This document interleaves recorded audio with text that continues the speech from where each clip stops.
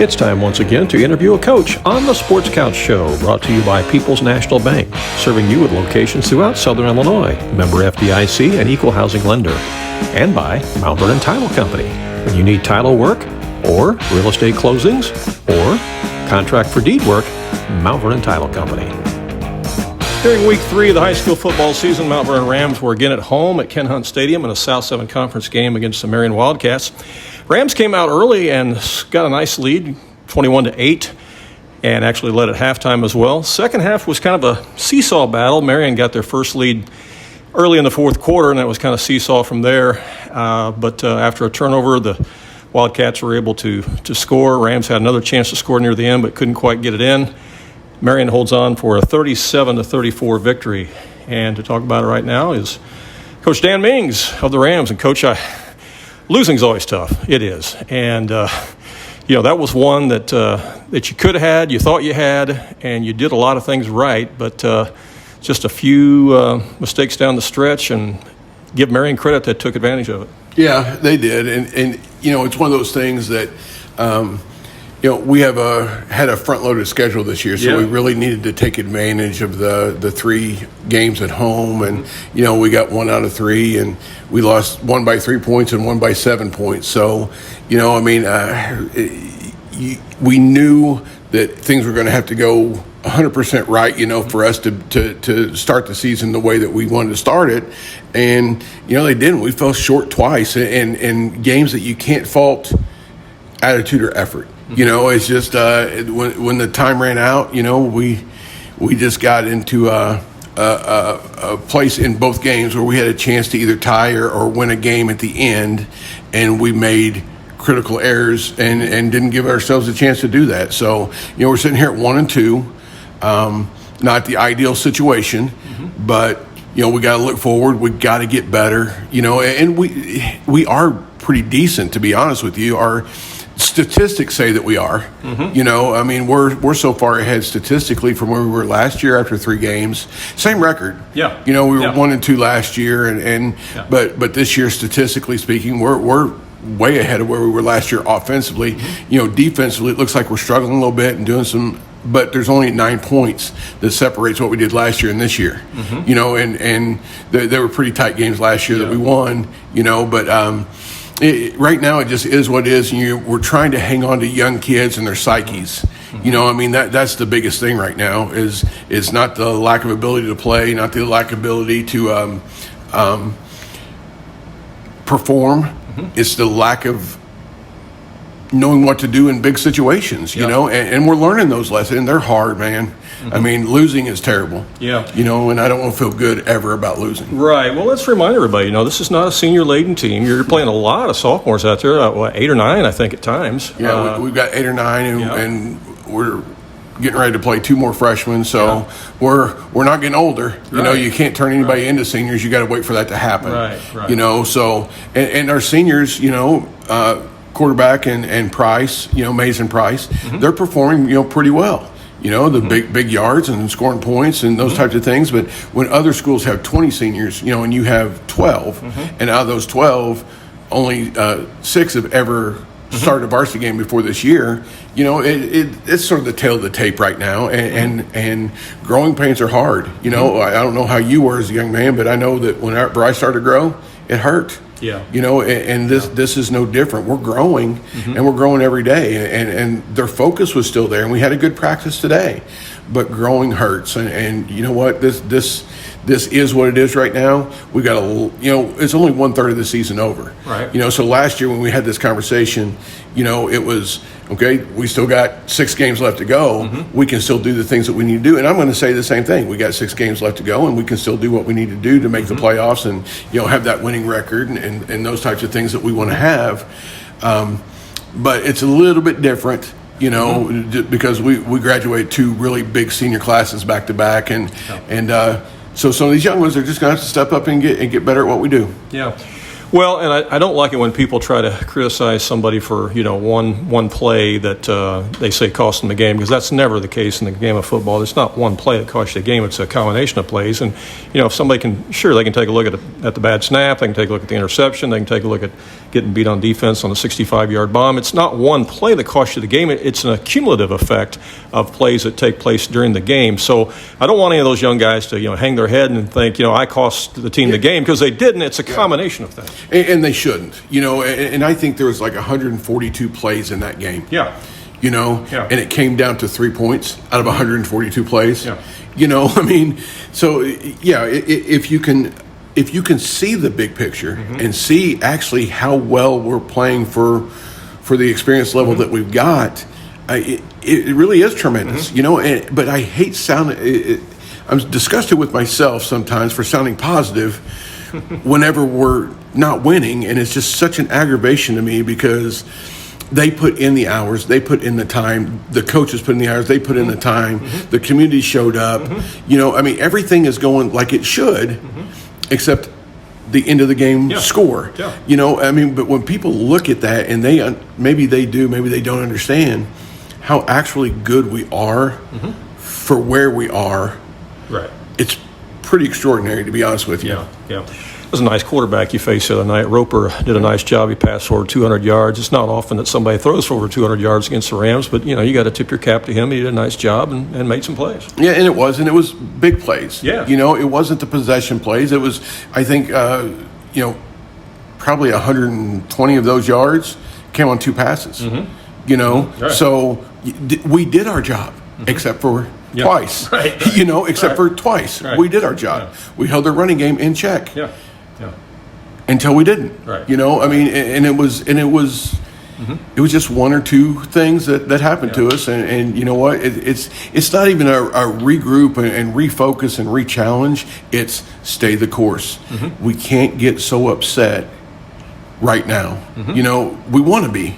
We want to get after them. We want to go old school coaching on them a little bit.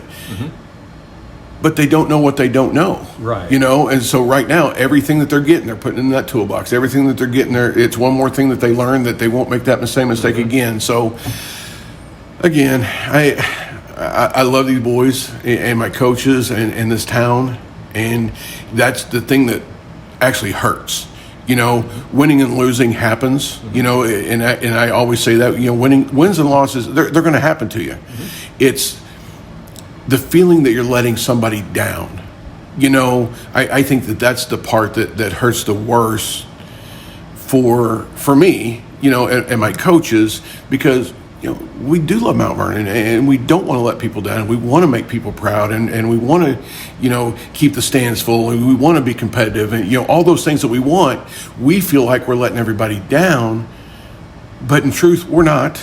In truth we're not. We're doing everything the right way. We're treating the kids the right way. The kids are performing the best of their abilities. So I feel good about that. I'm sick about losing, but it's still a great football game of the night, despite the 37-34 loss. Both teams had to deal with some weather there in the second half, but that's all part of it too. One of the things we talked about last week too, Coach, is the fact that you need to cut down on penalties. Mission accomplished. You cut down on penalties. We did. I think we only had 5. And for us, being up in the double digits for the first 2 weeks, we did. That's big. It really is. Well, and it is. And that little bit more discipline that we got, those lessons that we learned, probably kept us in that football game. It gave us a chance to win at the end, because we were a little bit more disciplined and did things a little bit better. And so, it's the small wins right now, but we're taking every win we can get. All right, well, let's look ahead to week 4, Collinsville, the K-Hawks. Big enrollment, big school, a lot of players on their roster too. They've got some size. What else you know about Collinsville? You know what? They've got 3 guys that are just pretty amazing football players. Their quarterback, a wide out, and a tight end. And then the wide out and the tight end, they both play defense. So they're two-way players, and they're just exceptional. But their size, if anybody's watched us play, and that we've been outsized in every game that we played, this is going to be sort of dramatic. Not saying that the other ones haven't been, but this is this is a dramatic difference in size.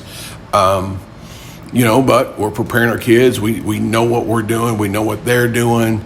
It's just going to come down, and this may not be one of those things where it comes down to just executing what you're supposed to do, because they're who they are.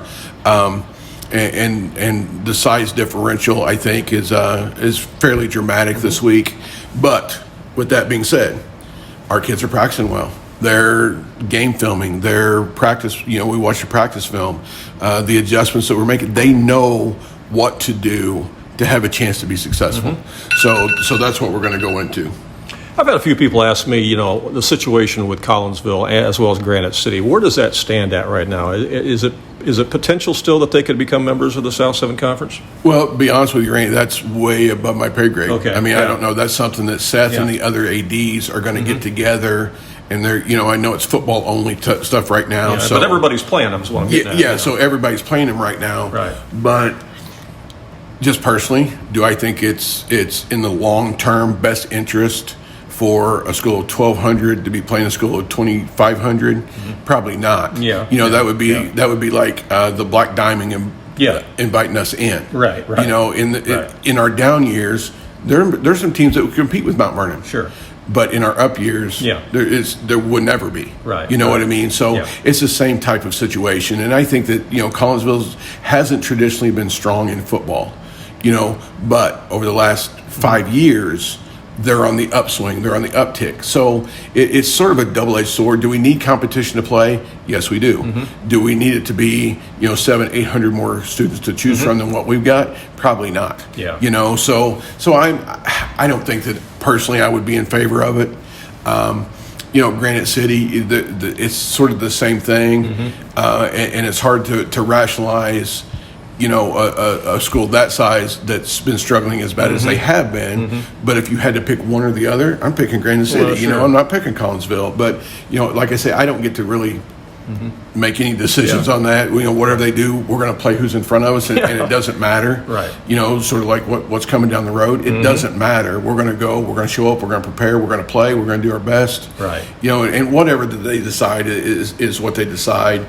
I have some personal feelings on, conference and those types of things, and the South 7 hasn't really been in existence since the 90s. So it's going on basically 30 years of not being existent, and people trying to hang on and trying to do different things year in year out to try to say that we're the South 7. But it's what's best for everybody, and I don't know what that is. The bigger southern schools are not going to play us. The Cartervilles are not going to play us. The Herons, I guess that's about the biggest. It's no secret when you're a 5A or 6A school, you can't find anybody to play. You can't find anybody to play, which is why you're going to Ohio next week. It is, which the week after. Which brings us to our next point. The conference over there with Highland and Triad and Muscuda. They could probably add couple more teams or add our 4 big teams that we've got and make it a closed bigger conference and and that may be a solution down the road, but that's just me speculating. It would make it easier for scheduling and everything else. Think it that's would, for sure, for a lot of people. Coming out of the game against Marion, health wise, how's the Rams? Pretty healthy. We did, and I sort of made some jokes with some people. We don't hit anybody hard enough to get hurt yet. But I say that. But we laid some strikes, Friday for the first time. We ran around and we hit some people a little bit. So I feel pretty good about where we're going. But health wise, we're as healthy now as we were week 1. Just the bumps and bruises, but they got those during the summer. Okay. Coach, appreciate the visit. Best of luck this week against Collinsville. All right, man. Thank you, Randy.